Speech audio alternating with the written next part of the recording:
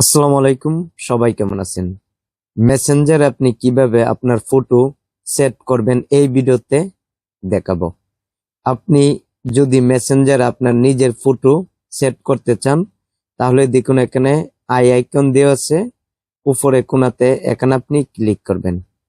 তারপর দেখুন এখানে থিম দেওয়া আছে, এখানে আপনি ক্লিক করবেন। এখানে ক্লিক করার পরে আপলোড অ্যান্ড ইমেজ, এখানে আপনি ক্লিক করবেন। এখানে ক্লিক করার পরে আপনার গ্যালারিতে নিয়ে যাবে। আপনি কোন ফটোটা সেট করতে চান এই ফটোর উপর ক্লিক করবেন। করার পরে এখানে চাইলে এইভাবে দিয়ে আপনি কতটুকু রাখতে চান সেটা করতে পারেন। আমি যেমন এতটুকু রাখবো। তারপর দেখুন এখানে সেভ দেওয়া আছে, এখানে আপনি ক্লিক করবেন। এখানে ক্লিক করার পরে একটু অপেক্ষা করবেন, একটু লোডিং নিতে পারে।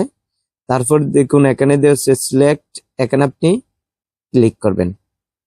এখানে ক্লিক করবার দেখুন মেসেঞ্জারে কিন্তু আমার ফটো সেভ হয়ে গেছে। ইমোতে বা হোয়াটসঅ্যাপে আপনি যদি মেসেজ অপশনে ফটো সেভ করেন তাহলে আপনি নিজেই দেখতে পারবেন, কিন্তু যার সাথে আপনি চ্যাট করছেন সেই ব্যক্তি দেখতে পারবে না।